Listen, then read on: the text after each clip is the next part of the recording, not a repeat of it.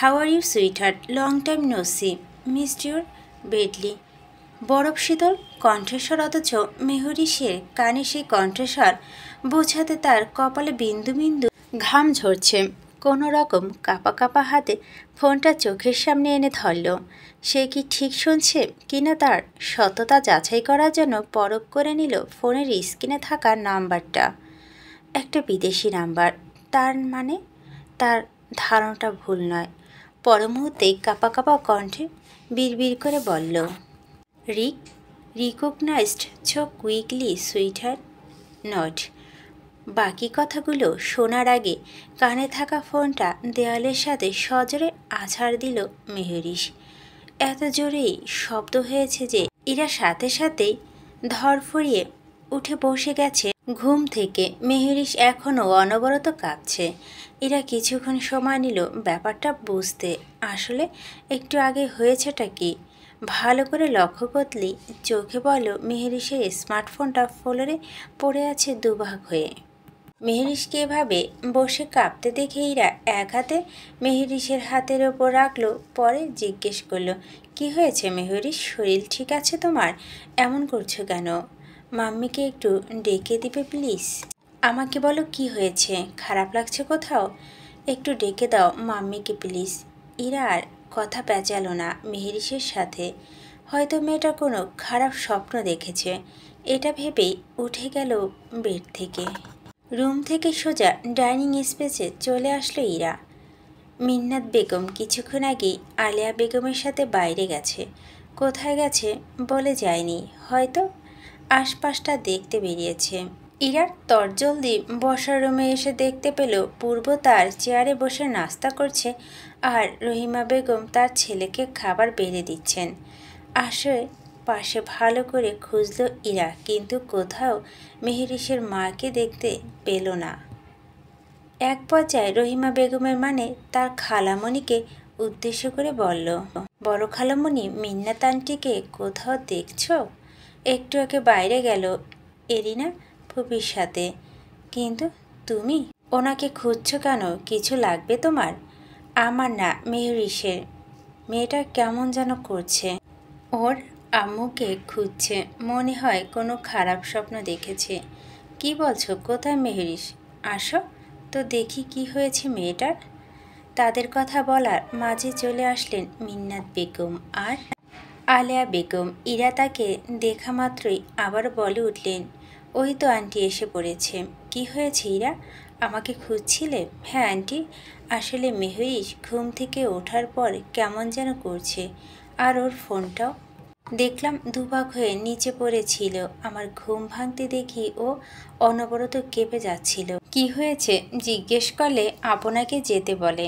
মিন্নাত বেগম হয়তো কিছু অনুমান করতে পেরেছেন।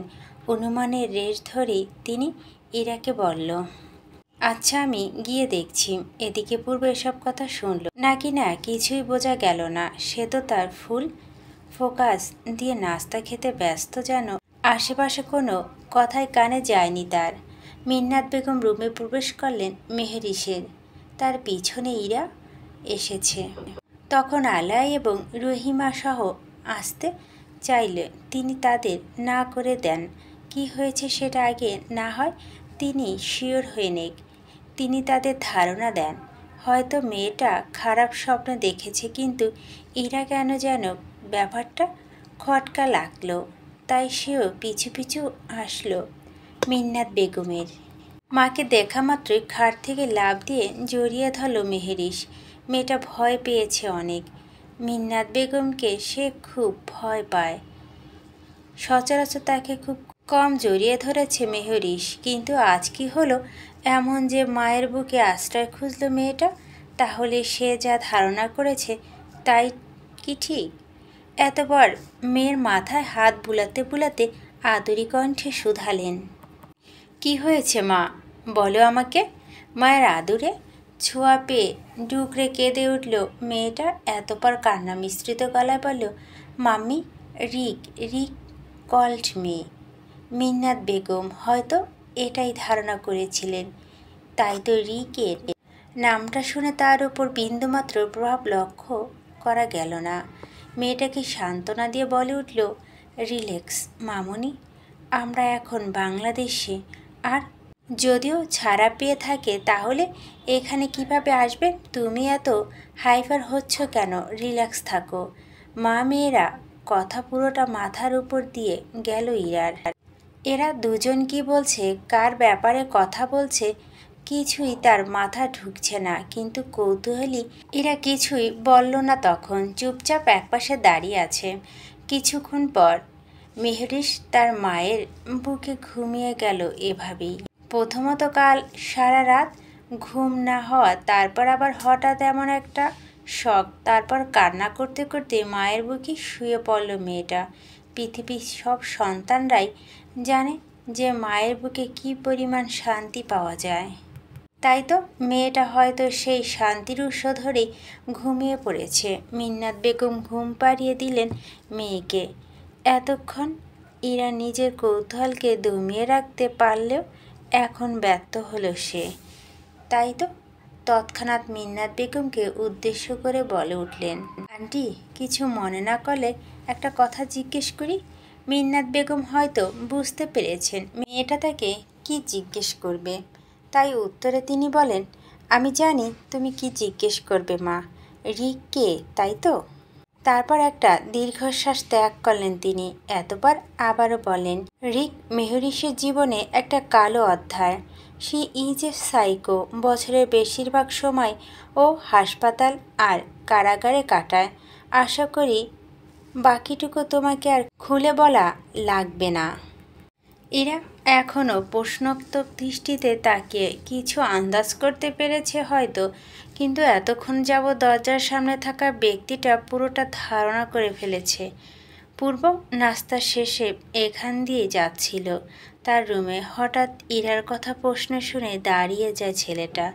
তার দরজা খোলা থাকা দরুন কথাগুলো খুব স্পষ্ট শুনতে পায় সে, আর এতটুকু কথায় তার পুরো ঘটনা সম্পর্কে বুঝতে সক্ষম। পর মুহূর্তেই ত্যাগ করল সেই স্থান। যেতে যেতে মনে মনে আওড়ালো, রিক। বৃহস্পতিবার বিকাল 5:07। আজ দম ফেলার ফসরত মির্জা মঞ্জিলের কারোই। আজকে বাড়িটি আরও গর্জিয়াস করে ডেকোরেট করা হয়েছে। হলুদের স্টেজ করা হয়েছে দুটো, একটা বাইরে আর একটা ছাদে। বাইরেরটা বড়দের নিয়মকানুন পালনের করার জন্য করেছে তারা, আর ছাদেরটা সব ইয়াং সদস্যদের টাইম স্পেন্ড মজ মস্তি করার জন্য আলাদাভাবে ডেকোরেট করেছে আমান। সেখানে নানা রকম ড্রিঙ্কসের ব্যবস্থা করেছে আমান। পূর্ব থেকে কত কষ্ট না পারমিশন পেয়েছে বেচারা, তাও কড়া গলায় বলে দিয়েছে তারা যা ইচ্ছা করুক, মাঝখানে যেন তাকে না ডাকা হয়, আর এমন কিছু না করে যেন তাকে ইন্টারফেয়ার করতে হয়। আমারও না করে দিয়েছে তারা এমন কিছু করবে না। বাড়ি ভর্তি মেহমান তাদের, সবাইকে আপ্যায়ন করতে করতে দম ফেলার সময় পাচ্ছে না তারা।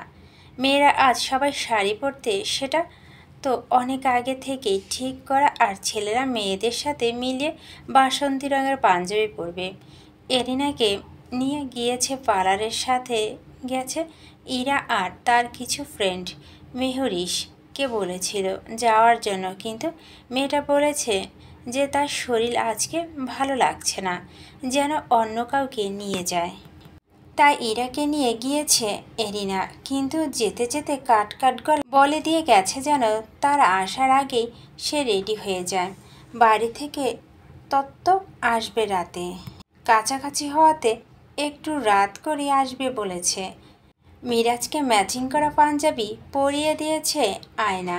মীরাও শখ করে ছোট একটা বাসন্তী কালারের শাড়ি পরেছে। মেয়েটাকে দেখতে ছোটোখাটো একটা পুতুলের মতো লাগছে।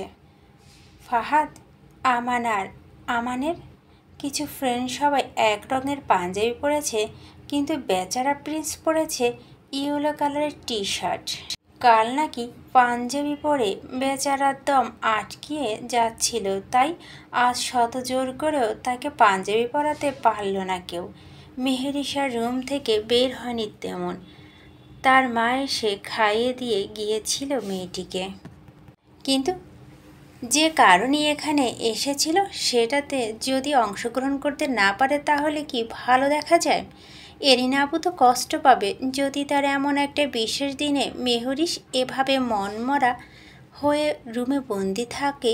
তো ভেবেই নিজেই মনকে সান্ত্বনা দিল মেহরিশ।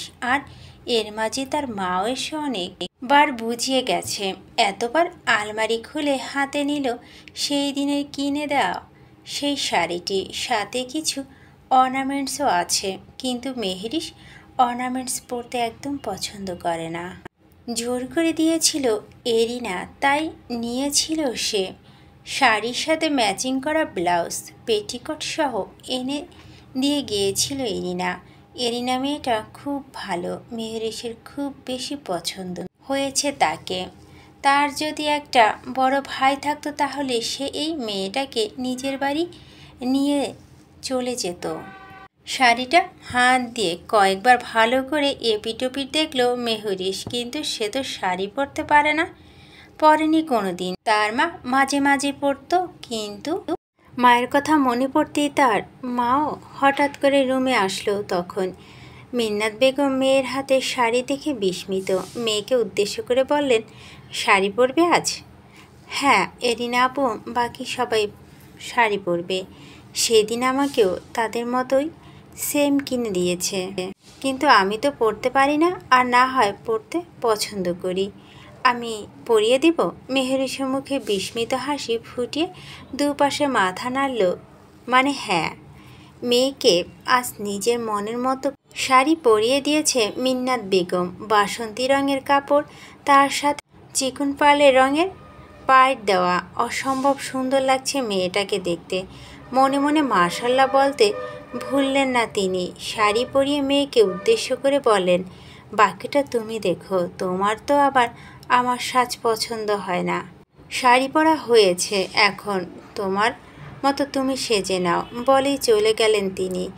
ঘড়ির কাঁটা রাত ৮টা, মেঘাচ্ছন্ন আকাশ, ঠান্ডা বাতাস বইছে চারিপাশে। গাছের পাতাগুলো ছন্ন তুলে নৃত্য করছে হেলে দুলে।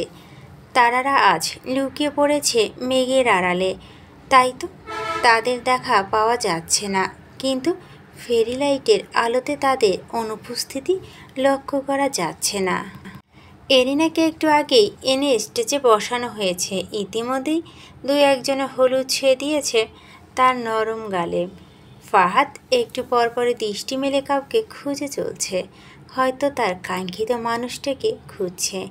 এরা এরিনার পাশে বসে আছে, কিন্তু তার দৃষ্টি আজ অন্যজনকে আবদ্ধ, যাকে সে ছোটবেলা থেকে মনে আঁকড়ে ধরে আছে।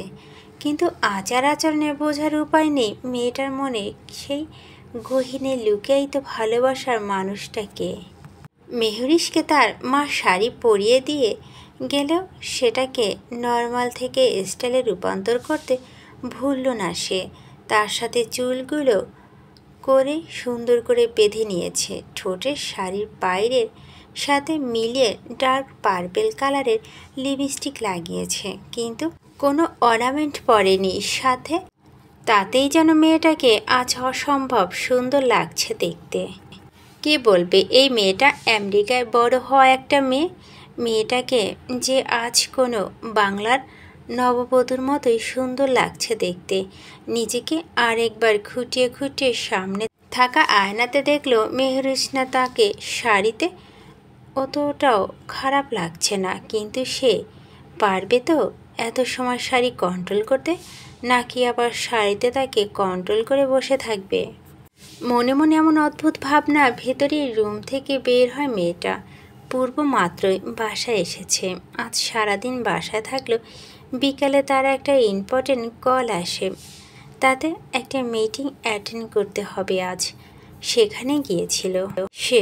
কেবলই রুমের উদ্দেশ্যে উপরে উঠতে আসতে তার চোখে পড়ল মেহরিশের ওপর। হৃদয় স্পন্দন থেমে গেল ছেলেটার। মেহরিশকে হঠাৎ শাড়িতে এভাবে দেখে মনটা আজ আবার তার আবদ্ধ হতে যাচ্ছে। এই ছোট মেয়েটাকে আজ তার কাছে কোনো মতে ছোট মনে হচ্ছে না, ভীষণ বড় মনে হচ্ছে, হয়তো তাকে সামলানোর মতো বড়। তীব্র ঠান্ডা বাতাসে তার শরীর ঘেমে একাকার। মেহরিশ তার মার শাড়ি পরিয়ে দেওয়ার পরও একটু আধুনিকতা আনতে শাড়ির পরার স্টাইলটা অনেকটা চেঞ্জ করেছে। শাড়ির আঁচলটা তার মাকে তাকে মেলে নিয়ে পরিয়ে দিয়েছিল, কিন্তু সে একসাথে মুঠো করে বুকের উপর দিয়ে নিয়ে গেছে বিদায়। আর ফর্সা পেট অনেকটা স্পষ্ট দেখা যাচ্ছে। না চাইতেও বারবার পূর্বের আবদ্ধ চোখ সেখানে গিয়ে আটকাচ্ছে। এদিকে মেহরিশ নিজের শাড়ি সামলাতে ব্যস্ত থাকা এতক্ষণ পূর্বকে খেয়াল না করলেও একটা সময় দেখতে পেল পূর্বকে। ভরকালো মেয়েটা, লোকটা এভাবে তাকিয়ে আছে কেন তার দিকে? সে তো কিছু করেনি আজ। অত শত না ভেবে স্বাভাবিক এর ন্যায় পূর্বের সামনে দিয়ে চলে যেতে লাগলো মেহরিশ। এদিকে মেহরিশ যতই পূর্বের সামনে আসছিল, পূর্ব ততটাই যেন কোনো এক অজানা ঘরে তলিয়ে যাচ্ছিল বারবার। কোনো এক অজানা ভাবনা নিজের মনটাকে কঠোর করতে চাইছিল পূর্ব, কিন্তু ব্যর্থ হচ্ছে বারংবার। নিজের নিষিদ্ধ ভাবনা বারবার মেয়েটাকে আবদ্ধ করতে চেয়েও পারছে না সে। এদিকে মেহরিশ তাকে অতিক্রম করে দুপা ফেলতেই বলে উঠল, স্টপ। থেমে গেল মেহরিশ। তার মন থামতে না চাইলেও পা দুটো আর তার কথা শুনল না। পূর্বের আদেশ পাওয়া মাত্রই থেমে পড়ল মেয়েটা, কিন্তু সামনের দিকে মুখ করে স্থির হয়ে দাঁড়িয়ে রইল। পিছনে ঘুরে দাঁড়ালো পূর্ব।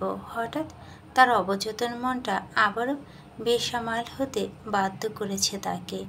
মেহরিশের ব্লাউজের গলাটা পিছনের দিকে অনেকটা বড়, তার উপর তার চুলগুলো খোপা করে বাঁধার কারণে পিছনে তার ফর্সা পিঠ অনেকটা উন্মুক্ত, যা দেখা মাত্র পূর্ব প্রথমে একটা ঘুরে চলে গেল। পর মুহূর্তে কিছু মনে পড়ার মতো চুয়াল শক্ত করে গেল তার।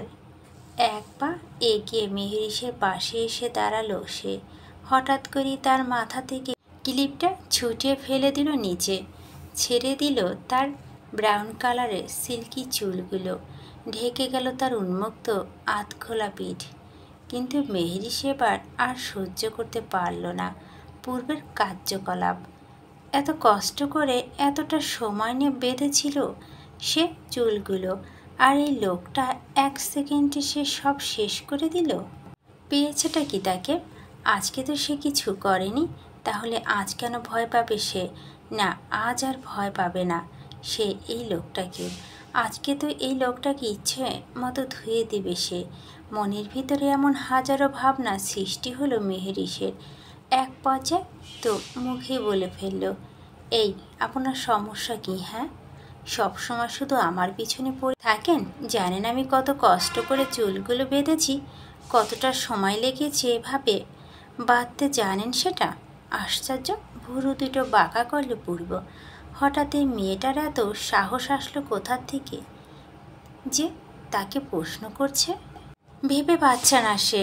একে তো এভাবে শাড়ি পরে সবাইকে নিজের শরীর দেখাতে চাচ্ছিল, তার উপরে আবার তাকে উল্টো প্রশ্ন করছে। চুলগুলো যদি তার বেঁধেছে হতো, পরের বার বাঁধার জন্য এই চুলগুলো আর থাকবে না, আগুন লাগিয়ে দিব। হরকালো মেহরিশ, মানে একটু সাহস এনে তো কথাগুলো বলে দিয়েছিল সে, কিন্তু এমন কথা শুনে কেই বা ঠিক থাকতে পারে? আগুন লাগিয়ে দিবে, তার আবার তার চুলে? লোকটা জানে সপ্তাহ কতবার শ্যাম্পু করে সে তার চুলে, তার কত পছন্দ তার এই চুল। মনে মনে আবারও এমন ভাবনায় ডুবে গেল মেহরিশ, কিন্তু এইবার আর সাহস করে কিছু বলতে পারল না। এই লোকের ওপর তার বিন্দুমাত্র বিশ্বাস নেই। হতেও পারে এখনই যদি রেগে গিয়ে সে আগুন লাগিয়ে দেয়। এখন এখান থেকে চুপচাপ কেটে পড়ার স্থির মনে হলো মেহরিশের। সে উদ্দেশ্যে পা বাড়ালো সামনের দিকে। যেতে বলছি আমি, বলে মেহরিশের সামনে গিয়ে কাঁধে মুঠো করে রাখা শাড়ির আঁচলটা ছেড়ে দিল পূর্ব। আঁচলে আড়ালে ঢাকা পড়ে গেল বাকি উন্মুক্ত জায়গাটুকু। তারপর নিরেট গম্ভীর কণ্ঠে বলে উঠল, যেভাবে আছো তা থেকে যদি 1 ইঞ্চি পরিমাণ এদিক সেদিক হয় তাহলে খুব খারাপ কিছু হবে, আর তার জন্য দায়ী থাকবে তুমি নিজেই। বলি চলে গেল পূর্ব। আর মেহরিশ ভাবছে লোকটা কি বলে গেল তাকে। তাকে কি কোনো রকম রেট দিয়ে গেল লোকটা? এই ছেলে কি কোনো কাম কাজ নাই, নাকি দুনিয়াতে আর কোনো মানুষ নেই সব সময়? কেন তার সাথে এমনটা করে সে? পরক্ষণে পূর্ব চলে যাওয়ার নিশ্চিন্ত হয়ে বিড়বিড় করে বলল, আমার যা ইচ্ছা, যেভাবে ইচ্ছা সেভাবে থাকবো, আপনার কি? আহা, আসে আমাকে থ্রেট দিতে। আজ বাদে কালই তো চলে যাব, তাহলে কেন ভয় পাবো আপনাকে? বলে আগের ন্যায় শাড়ির আঁচলটা উঠিয়ে নিল তৎক্ষণাৎ, আর চুলগুলো পরে থাকা ক্লিপ দিয়ে পেঁচিয়ে বেঁধে নিল মেহরিশ। রাত প্রায় 10টার কাছাকাছি। ছেলে বাড়ি থেকে তত্ত্ব পাঠিয়েছে তারা, সাথে এসেছে অনেকে। সিমরান তো সবার সামনে ছিল। শাড়ি পরেছে সিমরান, পার্লার থেকে সাজা, দরুন মেকআপের উত্তাপের চেহারা যেমন জ্বলে যাচ্ছে। মেহরিশ তখনই স্টেজে চলে এসেছিল। হাঁটতে সমস্যা হচ্ছিল বিদায় এরিনা তাকে দেখা মাত্রই তার সাথে বসিয়ে রাখে মেহরিশকে। কিন্তু সিমরান এর এমন মেকআপ করা চেহারা দেখে অবাক হলো মেহরিশ। এরা এত মেকআপ করে কেন বুঝতে পায় না সে। যেন বিয়েটা এরিনার নয়, তার হচ্ছে। সিমরানকে কেন যেন মেহরিশও পছন্দ করতে পারে না। কারণটা তার অজানা। এই মেয়েটাকে তার একদম ভালো লাগে না। কেন যেন অদ্ভুতভাবে চেয়ে থাকে সে তার দিকে, যেটা মেহরিশের খুব একটু লাগে। প্রতিবারের ন্যায় এবারও সবার দৃষ্টি মেহরিশে নিবদ্ধ। মেয়েটাকে শাড়িতে এতটা মারাত্মক সুন্দর লাগবে হয়তো কারো ধারণাতে ছিল না সেটা। ফাহাদ তো শুধু সুযোগ খুঁজছে কখন এরিনা তাকে ছাড়বে আর সে দুটো কথা বলবে তার সাথে। সুযোগে সুযোগে মেহরিশকে ক্যামেরাবন্দি করতে ভুলল না ফাহাদ। অগোচর অনেক ছবি তুলে নিয়েছে তার। আমান তখন একটু কথা বলছিল মেহরিশের সাথে। পরক্ষণে তার সময় হয়ে ওঠেনি ছেলেটার। বাড়ি আত্মীয় স্বজন, তারপর আবার তার ফ্রেন্ডরাও এক প্রকার জ্বালিয়ে মারছে ছেলেটাকে। একটু পরপর এখানে তো একটু পরপর সেখানে, এভাবেই ছুটে বেড়াতে হচ্ছে ছেলেটাকে। মনে মনে পূর্বকেও ধুয়ে দিল সে, যার বোন তার কোনো খবর নেই, আর সে দম ফেলার ফরস অবধি পাচ্ছে না। যদিও সেও এরিনাকে ভীষণ ভালোবাসে, ঠিক আয়নার মতোই।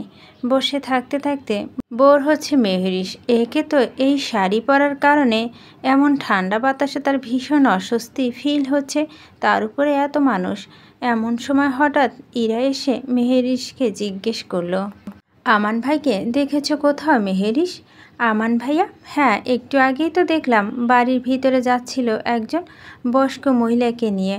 ও আচ্ছা, বলে মুখটা কেমন মলিন করে ফেলল ইরা। মেহরিশও আর তেমন পাত্তা দিল না বিষয়টা।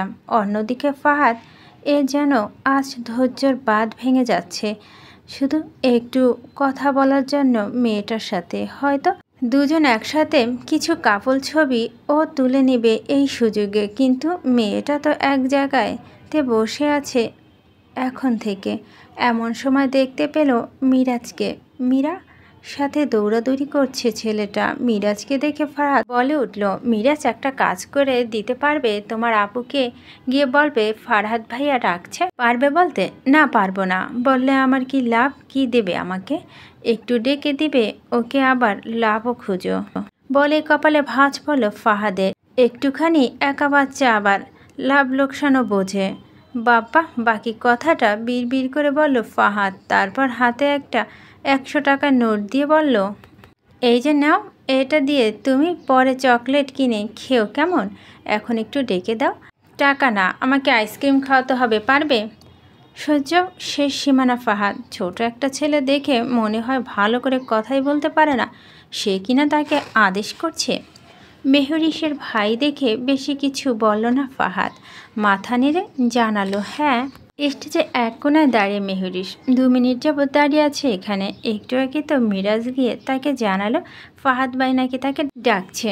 যা শুনেই তো এখানে এসে দাঁড়িয়ে আছে মেয়েটা। কিন্তু ফাহাদকে কোথাও না দেখতে পেয়ে চারিপাশে চোখ বুলালো মেয়েটা। আর তখনই তার চোখে আটকালো বাসন্তী রঙের পাঞ্জাবি পরা এক পুরুষের পানে। ফর্সা শরীরে বাসন্তী রঙের পাঞ্জাবি পরা পুরুষটাকে দেখে মেহরিশ এক নিঃশ্বাসে নিয়ে যেন দায় হয়ে গেল।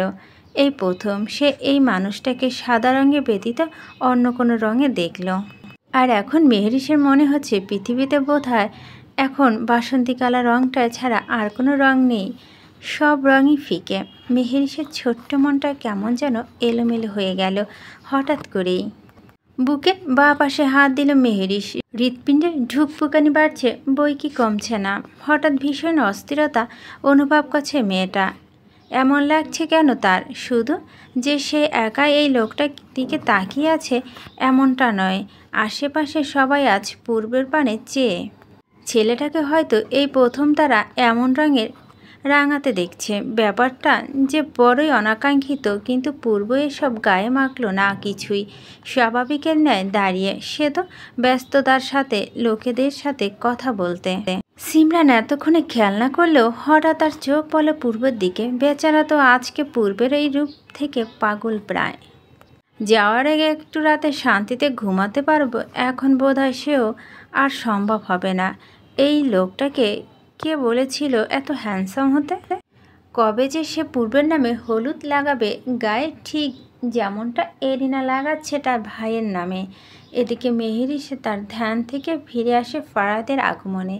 ছেলেটার হাতে একটা সাদা গোলাপ। গোলাপটি মেহেরিশের কাছে এনে বলো, এটা আনতে দেরি হলো একটু, তোমার খোপায় লাগাতে বেশ ভালো লাগবে দেখতে, এতে গোলাপি সৌন্দর্য আরও দ্বিগুণ বৃদ্ধি পাবে বলে মেহেরিশের খোপা করে চুলে আটকে দিচ্ছিল ফারহাদ। এতক্ষণ লোকদের সাথে কথা বলা ব্যস্ত থাকলেও হঠাৎ পূর্ব চোখে আটকায় মেহেরিশে আর ফারহাদের এমন দৃশ্য। মেহেরিশ আগের ন্যায় শাড়ির আঁচলে একসাথে করে কাঁধে ফেলে রেখেছে বিধায় তার পেট অনেকটা বিদ্যমান দেখা যাচ্ছে, আর চুলগুলো খোপা করে রেখেছে মেয়েটা তার কথা অমান্য করে। এত বড় সাহস মেয়েটার, তার কথা অমান্য করে মানুষদের নিজের শরীর দেখাচ্ছে। চোখ দুটো পুরো লাল হয়ে গেল পূর্বের, যেন এখনই মেহেরিশকে সে তার চোখ দিয়ে ভস্ম করে দিবে। হাত দুটো এমনভাবে মুষ্টিবদ্ধ করে নিল যে হাতের রগগুলো স্পষ্ট দেখা যাচ্ছে। বড় বড় নিঃশ্বাস ছাড়ছে পূর্ব। মেয়েটাকে নিষেধ করেছে সে, তারপরও এই মেয়েটা তার কথা অবাধ্য হয়েছে। এখন এখান থেকে চলে যাওয়া হয়তো সবার জন্য মঙ্গল, না হয় রাগে বসে কি যে থেকে কি করে ফেলে সেটা তারও ধারণার বাইরে। এতপর তার সামনে একটা একটা চেয়ারের ওপর জোরে লাথি মেরে চলে গেল সেখান থেকে। লাথিটা অনেক জোরেই মেরেছিল পূর্ব, হয়তো মানুষের কোলাহল আর মিউজিকের শব্দ সেটা কারো কান অবধি পৌঁছালো না। এতক্ষণ ধরে পূর্বর কার্যকলাপ পুরোটাই পর্যবেক্ষণ করছিল সিমরান। মেয়েটা এবার পুরোপুরি শিওর হলো যে পূর্বর মনে অবশ্যই মেহেরিশের জন্য কোনো অনুভূতি আছে, না হলে মেহেরিশের ফারহাদের সাথে দেখে হঠাৎ এমন বিহেভ করলো কেন। ভাবতেই কটমটো করে তাকালো মেহেরিশের দিকে সিমরান। এই মেয়েটাকে সে ছাড়বে না, কিছুতেই না। ওর জন্যই আজ পূর্ব তাকে খেয়াল না করে চলে গেল, অথচ কতক্ষণ লাগিয়ে মেয়েটা পার্লার থেকে সেজেছে। সব কিছু যে বৃথা হয়ে গেল এখন, আর তার দায় একমাত্র মেহেরিশ। এই হিসেব তো ও নিয়েই ছাড়বে। এলোমেলো রুম, বেডে এক কোণায় ছড়িয়ে ছিটে পড়ে আছে পূর্বের সদা পরা সেই বাসন্তী রঙের পাঞ্জাবিটা। তখন রুমে এসে টেনে হিসড়ে খুলে ফেলেছিল গায়ে সেই পাঞ্জাবিটি, ছুঁড়ে ফেলেছিল বেডে। পুরো রুম জোরে পায়চারি করছে পূর্ব, কিছুতেই তার অশান্ত মনটাকে শান্ত করতে পারছে না সে। কি করবে বা পারবে? লাইফে ফার্স্ট টাইম কেউ তার কথা অবাধ্য হলেও এটা কি এতই সহজে ভোলা যায়? না, কখনই না। মেয়েটাকে সে বলেছিল, ওয়ার্নিং দিয়েছিল, তারপরও মেয়েটা তার কথা অবাধ্য হয়েছে। এত সাহস পূর্বের কথা অবাধ্য হওয়া। মেয়েটা কি জানে পূর্বের কথা অবাধ্য হওয়া পরিণাম কতটা ভয়াবহ? এভাবেই কতক্ষণ পায়চারি করে শান্ত হলো না তার মন মস্তিষ্ক, কোনো কিছুই। অবশেষে উপায়ন্ত না পেয়ে চলে গেল ওয়াশরুমে, ছেড়ে দিল শাওয়ারের জন্য মেশিনটা। ভিজতে থাকলো সে। কতটা সময় এভাবে ভিজতে তার নিজেরও জানা নেই, কিন্তু মাথা ঠান্ডা না হওয়া পর্যন্ত যে এক পাও এখান থেকে নড়ছে না সেটা শিওর। দূর দূরান্তে আত্মীয়রা চলে গেছে অনেক আগে। এখন যারা উপস্থিত আছে তারা সবাই এরিনার খুব কাছের মানুষগুলো। আমাদের কিছু সংখ্যক ফ্রেন্ড আর এরিনার কিছু বান্ধবীরা আছেন দূরে বলতে। সাব্বিরদের বাড়ি থেকে আসা সবাই চলে গেল, রয়ে গেল সিমরান আর তার এক কাজিন। সিমরানের এখানে রয়ে যাওয়ার উদ্দেশ্য অবশ্য কেউ না জানলেও তার সাথে থেকে যাওয়া কাজিনটা খুব ভালো করেই জানে সেটা। একই বয়সের বিদায় এক ক্লাসেই পড়ে দুজন। সে তাগিদে সবই শেয়ার করে সিমরান তাকে, আর পূর্ব তো তার কাছে বেঁচে থাকার একমাত্র কারণের মতোই। সেটা শেয়ার করবে না তা কি হয়? সিমরানের কাজিন বৃষ্টি মেয়েটা খুবই ভালো, কোটিবার বুঝিয়েছে পূর্বকে ভুলে যাওয়ার জন্য, কিন্তু সিমরান বুঝলে তো, তাই আর বেশি কিছু বলে না মেয়েটা তাকে। তার হ্যাঁতে হ্যাঁ মিলিয়ে থাকে সবসময়। বৃষ্টি মেয়েটা তখনই চলে যেতে চেয়েছিল, কিন্তু সিমরান এক প্রকার জোর করে মেয়েটাকে তার সাথে রেখেছে। তাহলে নাকি তার রিলেশন এক কথা জানিয়ে দিবে তার খালামণিকে। এভাবে ব্ল্যাকমেল করে রেখেছে সে। মেহেরিশ, এরিনা, ইরা, আয়না একসাথে স্টেজে বসে ছবি তুলছে, আর তাদের ক্যামেরাম্যান হচ্ছে প্রিন্স। প্রিন্স খুব সুন্দর ছবি তুলতে পারে। এতক্ষণে মানুষদের জন্য তারা একসাথে ছবি তোলার চান্স পায়নি, তাই এখন যেহেতু বেশি কেউ নেই, ইচ্ছে মতো ছবি তুলে নিচ্ছে সবাই। এই তোরা আর কত ছবি তুলবি? তুলতে তুলতে তো এখানে রাত পার করে দিবি। ছাদে যাবি কখন? তাদের ছবি তোলার বেঘাত ঘটে হঠাৎ আমানের আগমন। আমান ভাই, আসো না, তোমার সাথে কটা ছবি তুলি। তুমি ছাড়া সবার সাথে তোলা শেষ। হঠাৎ ইরার কথায় তেতে যায় আমান। এখানে সে এসেছে তাদের ছবি তোলা বন্ধ করতে, উল্টো ইরা মেয়েটা তাকে ছবি তোলার জন্য বলছে। তোর বিয়ের সময় গায়ে হলুদের দিন তোর সাথে ইচ্ছে মতো ছবি তুলব না, সে পর্যন্ত একটু ধৈর্য ধর। চুপসে গেল ইরা বদনখানা। মেয়েটা কত আশা নিয়ে বলেছিল কথাটা, কিন্তু এই মানুষটা কখনই কি বুঝবে না তার ফিলিংস সম্পর্কে? দীর্ঘ নিঃশ্বাস ছাড়ল ইরা। এতপর সেখান থেকে কাউকে কিছু না বলেই উঠে চলে গেল। তুমি কিন্তু সবসময় ইরার সাথে একটু বেশি রিউড বিহেভ করো আমান ভাই, এটা কিন্তু ঠিক না। মেয়েটা কষ্ট পেয়েছে। কি হতো দুটো ছবি তুললে? একদম কথাগুলো বলে থামলো এরিনা। হয়তো সে জানে তার বোনের মনে ভিতরে সুপ্ত খবরটা, কিন্তু আমার প্রতি উত্তরে কিছু না বলে উল্টো প্রশ্ন করে বলল, এখন কি তোরা যাবি নাকি কোলে করে নিয়ে যাব? কোনটা? আসছি, তোমরা যাও। ঘড়ির কাঁটা রাত 12:30। আকাশে থাকা চাঁদের আলোটা এখন স্পষ্ট দেখা যাচ্ছে। ইতিমধ্যে অনেক তারাও মিটিমিটি করে জ্বলছে। মেঘের আড়াল থেকে হয়তো পালিয়ে এসেছে তারা। মৃদু বাতাস বইছে চারিপাশে। সফট মিউজিকে গান বাজছে। চার্লিং পুথ এ গান, ইউ ডোন্ট টক এনিওর গান। ছেলেরা ড্রিঙ্কস করছে আর গল্প করছে। অন্য পাশে মেয়েরা গোল হয়ে বসে আছে। সিমরান তো গানের সাথে তাল মিলিয়ে নাচছে। মেহেরিশ তার ফোনে আসা নোটিফিকেশনটা চেক করছে। তার ফ্রেন্ড জন গ্রুপ থেকে এসেছে নোটিফিকেশনটা। এক্সেল পাঠিয়েছে।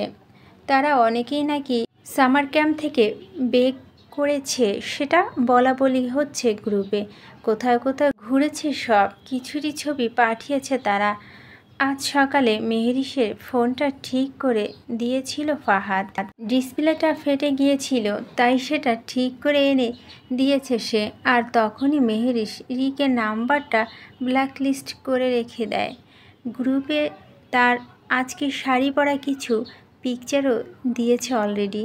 সবাই তো তার খুব প্রশংসা করা শুরু করে দিয়েছে। তাকে নাকি খুব প্রিটি লাগছে দেখতে। আবার অনেকে বলছে এটা পড়েছে কিভাবে, দম বন্ধ হয়ে আসছে না। আরও কত শত প্রশ্ন। এসব দেখছে সে, আর তাকে দেখায় ব্যস্ত অপর পাশে থাকা ফাহাদ। মেয়েটার দিকে সে কখন থেকে একদৃষ্টিতে তাকিয়ে আছে। ইরিনার বিয়েটা শেষ হলে সে তার মাকে জানাবে মেহেরিশের কথা। জানে মেয়েটা ছোট, কিন্তু কথা বলে রাখলে তো সমস্যা নেই। হয়তো এঙ্গেজড হয়ে থাকলো তারা। সিমরান তাকিয়ে আছে মেহেরিশের দিকে। মেয়েটা কি নিয়ে এত হাসছে কে জানে, কিন্তু ভীষণ হিংসে হচ্ছে তার। কে জানে পূর্ব ছবি টবি দেখে হাসছে না তো? আবার মনে এমন হাজারো কৌতূহল সৃষ্টি হলো সিমরানের।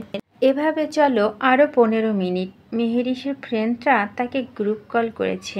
এদিকে ছাদে মিউজিকের সাউন্ডের কথা স্পষ্ট বোঝা যাচ্ছে না, তাই এরিনাকে বলল, আপু, আমি একটু নিচে থেকে আসি, আমার ফ্রেন্ডরা কল করেছে, কথা শেষ করেই চলে আসবো, তাড়াতাড়ি এসো। সিঁড়ি দিয়ে নিচে নামছে মেহরি। তাদের ছাদটা দোতলার উপর, দোতলার সিঁড়ির সাথে একটা স্টোর রুম, তারপর পূর্বের রুম এবং লাস্ট তার রুম। কথা বলতে বলতে নিচে নামছিল মেহেরি। হঠাৎ তার হাতে হ্যাচকা টান দিয়ে কেউ তাকে স্টোর রুমের ভিতরে নিয়ে এলো। চারপাশে অন্ধকার, কিছুই দেখা যাচ্ছে না। ঘটনা আকস্মিকভাবে ঘটায়। মেহরিশের কয়েক সেকেন্ড লাগলো ব্যাপারটা বুঝে উঠতে, যে হয়েছে এটা কি। একটু আগেই তার সাথে চিৎকার করার আগে একটা শক্তপোক্ত হাত তার মুখ চেপে ধরল। এক হাতে ফোন থাকা, অপর হাত দিয়ে সে শক্ত হাতটি সরানোর চেষ্টা করলো মেহরিশ। এক হাত দিয়ে ব্যর্থ হচ্ছিল বিদায় অপর হাতে থাকা ফোনটা ফেলে দিয়ে দু হাত দিয়ে ট্রাই করতে থাকলো সে মুখ চেপে ধরা হাতটি ছুটানোর জন্য। কিন্তু তার মতো একটা নরম ফিনফিনে শরীর মেয়ে কি পারবে এমন বলিষ্ঠ দেহের পুরুষটির সাথে? হ্যাঁ, মেহরিশের কাছে মনে হচ্ছে এটা কোনো পুরুষেরই হাত। মেয়েদের হাত এমন শক্তিশালী হবে না নিশ্চয়ই, কিন্তু সে তা বৃথা চেষ্টা করে চালাচ্ছিল, ফলাফল শূন্য। কতক্ষণ এভাবে করে হাঁপিয়ে উঠল মেয়েটি, তাও তাকে ধরে রাখা মানবটি করুণা হলো না এক বিন্দুও। এতপর মেহরিশের মাথায় একটা বুদ্ধি আসলো। তার দুহাত দিয়ে সে পুরুষটির হাতে একটু আলতো করে সেই হাতে বসালো এক কামড়। কিন্তু তাতেও লোকটির কিছু হলো বলে মনে হলো না তার। এবার আরও জোরে কামড় দিল মেহরিশ, কিন্তু এখনও সে একই অবস্থা। এক বিন্দু পরিমাণে জিরো নড়া গেল না লোকটার হাত। হঠাৎ শুনতে পেল, এরকম পিঁপড়ার মতো দাঁত নিয়ে এসেছো আমাকে কামড়াতে। কণ্ঠস্বরটি মেহরিশের চিনে, খুব ভালোভাবেই তো চিনে সে এই কণ্ঠটি। এটা সেই মানুষের কণ্ঠস্বর, কিন্তু মুখে কিছুতে বলতে পারছে না সে। কিভাবে বলবে? মুখটি তো এখনও ওভাবে ধরে রেখেছে লোকটা। আমি হাত ছেড়ে দিচ্ছি, কিন্তু চিল্লাবে না, না হলে সোজা উপরে পাঠিয়ে দেব, বুঝেছ? তৎক্ষণাৎ দুপাশে মাথা নাড়ালো মেহেরিশ। মানে হ্যাঁ, সে বুঝেছে। অবশেষে সেই পাথরের ন্যায় শক্ত হাতটি মুখ থেকে সরালো তার। বড় বড় নিঃশ্বাস ফেলছে মেয়েটা। মনে হচ্ছিল আর কিছু সেকেন্ড এভাবে থাকলে হয়তো নিঃশ্বাস শেষ হয়ে ঢলে পড়তো পৃথিবীর বুকে। এমন সময় হঠাৎ করে জ্বলে উঠল রুমের বাল্বটা। হয়তো অনেক দিন ধরে জ্বালানো হয়নি সেটা, তাই তো একবার জ্বলছে তো একবার নিভে যাচ্ছে। কিন্তু এতটুকু আলো যথেষ্ট ছিল মেহেরিশের জন্য তার সামনে থাকা মানুষটিকে চিনতে। যদিও কণ্ঠস্বর শুনে তখন ধারণা করতে পেরেছিল, তবে এবার পুরোপুরি শিওর সে। কিন্তু এই লোক এখানে হঠাৎ করে তাকে নিয়ে আসলো কেন? তাকে এখানে মেরে ঠেরে পুঁতে রাখবে না তো আবার? ভরকালো মেয়েটা ভয় পেল প্রচণ্ড। প্রথমত শাড়ি পরা, তারপর এমন বন্দি রুমে তীব্র গরম, আর থেকে থেকে বেশি তার মনের ভিতর ভয়। তিরতির করে ঘামতে শুরু করলো মেহরিশ। কপাল পেয়ে ঘাম ঝরছে তার। তাও মনে কিছুটা সাহস সঞ্চয় করে কাঁপা কাঁপা গলায় বলে উঠল, আমাকে এখানে এনেছেন কেন ভাইয়া? মেহরিশের মুখে হঠাৎ ভাইয়া ডাক শুনে বিস্ময় কিংকর্তব্যপূর্ব। এমন সুমধুর কণ্ঠে ভাইয়া ডাক শুনলে যে কোনো কঠোর ব্যক্তি গলে যাবে বিনা দ্বিধায়। কিন্তু গলতে পারল না পূর্ব। এই মেয়েটা যে বাঁচার জন্য তাকে ইমোশনাল ব্ল্যাকমেল করতে যাচ্ছে সেটা সে দিব্যি বুঝতে পেরেছে। তাই নরম হলেও চলবে না তাকে। তখনকার সেই কথা এত সহজে ভুলে যাবে না সে। তার কথা অমান্য হওয়া ব্যক্তিকে এত সহজে ছেড়ে দিবে না সে, কখনই না। এতক্ষণ বিদ্যুতের লাইটটা তার লুকোচুরি খেলা ছেড়ে পুরোপুরি জ্বলে উঠল। এরপর পরোক্ষ করে নিল তার ওই বাজ পাখির ন্যায় চোখ দিয়ে মেহেরিশের আপাদমস্তক। হঠাৎ মেহেরিশকে টেনে হিঁচড়ে আনার কারণ মেয়েটার শাড়িটা অনেকটা এলোমেলো হয়ে আছে। বুক থেকে শাড়ির আঁচলটা অনেকটাই সরে গেছে, যার দরুন গলা নিচে সে কালো তিল এবং পেটে অনেকটা জায়গায় স্পষ্ট দেখা যাচ্ছে। না চাইতেও নিজের দৃষ্টি সেখানে থেকে নড়াতে পারছে না পূর্ব। ফর্সা শরীরের গলার নিচে তিলটা ভীষণ টানছে তাকে, যে কারণে সে দিকবিদিক শূন্য হয়ে গেছে। যে কি করতে এসেছিল মেয়েটাকে সেটাই হয়তো মাথায় নেই তার। মেয়েটাকে তো শাস্তি দিতে এনেছিল সে, তা না হলে কেন হঠাৎ এমন অদ্ভুত অনুভূতি হচ্ছে তার। এদিকে মেহরিশ পূর্বের নজরে রেশ ধরে বুকের আঁচলটা ঠিক করে নিল দ্রুত। পূর্বর দৃষ্টি এতক্ষণ কোথায় নিবদ্ধ ছিল সেটা মেয়েটা হয়তো বুঝতে পেরেছে। ভয়ের মাত্রাটা যে আরও চেপে ধরেছে তাকে। কি করবে সে? দরজার দিকে তাকালো। মেহরিশের দরজার লোকটা তখনই শক্ট করে দিয়েছে। দৌড়িয়ে গিয়ে খোলার চেষ্টা করবে। তাতে যদি লোকটা আরও রেগে যায়। এসব ভেবে মেহরিশের এক জায়গায় স্থির হয়ে দাঁড়িয়ে রইল।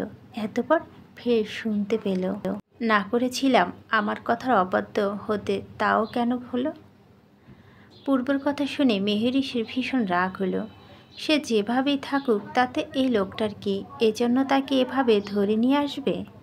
দেখেন, আমি যেভাবেই থাকি না কেন তাতে আপনার কি? আমার মন যা চাইবে আমি তাই করব।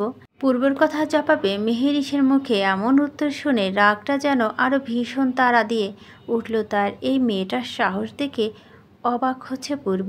অন্যায় করে আবার তার চোখে চোখ রেখে কথা বলছে মেয়েটা। নিজের রাগটা কোনো রকম আয়ত্তে এনে কপাল চুলকাতে চুলকাতে বলে উঠল, শরীর দেখানো এত ইচ্ছে থাকলে এখন এমন কাঁপাকাঁপি করছো কেন? অবশ্য তোমাদের মতো মেয়েদের থেকে কী বা আশা করা যায় এটা ছাড়া? পূর্বের এমন কথা শুনে মেহরিশ এবার প্রচণ্ড রাগ হলো। লোকটা তাকে চরিত্রহীন বলছে। বিদেশে বড় হয়েছে বলে সে চরিত্রহীন? আচ্ছা, সে যাই হোক না কেন, তাকে এই লোকটাকে কি তারটা খায় নাকি পরে? ভয় ডর ভুলে এখন মেহরিশের মাথায় রাগের আগুন দাউ দাউ করছে। এই লোকটাকে দেখে যেন মনে যা আসলো সে তেমন নয়, ভীষণ বাজে আর মেন্টালিটি। লিসেন, আমার শরীর আমার সব, আমি যাকে মন চায় দেখাবো, তাতে আপনার কি? আর বাড়িতে আসা মেহমান ছাড়া কিন্তু আমি এই বাড়ির মেয়েও তো। আপনি আমার সাথে এমনভাবে কথা বলতে পারেন না। আর যদি মেহমান হিসেবে করি তাহলে মেহমানদের সাথে কিভাবে ব্যবহার করতে হয় সেটা হয়তো আপনার জানা নেই। আর কোন অধিকারে আপনি আমাকে এসব বলছেন? এতক্ষণ ধরে আয়ত্তে রাখা রাগের মাত্রাটা এবার যেন হাতের বাইরে চলে গেল পূর্বের। আস্তে আস্তে এগিয়ে যেতে লাগলো মেহরিশের কাছে। দাঁতে দাঁত চিপিয়ে বলল, এই স্বাভাবিক সাহার পূর্ব, এ কোনো কিছু করার আগে কোনো অধিকারের প্রয়োজন হয় না মেয়ে। তারপর একটু থামলো সে। পরপর আবারও বলে উঠল, প্রথমে তোরা নষ্টমী করে বেড়াস পর পুরুষের সামনে, তারপর সে পুরুষ তোদের দিকে দৃষ্টি দিলে সব দোষ সব বদনাম একাই তার বয়ে বেড়াতে হয়। মাঝখান দিয়ে মানুষের সিম্পেথি অর্জন করছিস তোরা, বলে মেহরিশের কাছে ঘেঁষে এসে দাঁড়ালো পূর্ব। এতবার ফিসফিসে মেহরিশের কাছে এসে বলল, যেমন মা তেমন তার মেয়ে। ঠাস বলতে দেরি, পূর্বের কালে থাপ্পড় পড়তে দেরি হলো না আর। হতবিহ্বল মেহরিশ নিজেও। কি করলো সেটা? থাপ্পড় মারল, তাও আবার এই লোককে। বাঘের খাঁচায় বসে বাঘের সাথে পাঙ্গা। সাথে সাথে তার নিজের দু হাত দিয়ে নিজের মুখ চেপে ধরল মেয়েটা। এখন কি হবে? কে বাঁচাবে এই নিষ্ঠুর লোকটার থেকে তাকে? কিন্তু সে তো ইচ্ছা করে মারেনি। লোকটার এমন কথা বলল যে তার মাথা ঠিক ছিল না। নিজের মায়ের সম্পর্কে এমন কথা শুনলে কেউ বা ঠিক থাকতে পারবে? মুখ চেপে ধরে ডুকরে কেঁদে উঠল মেহরিশ।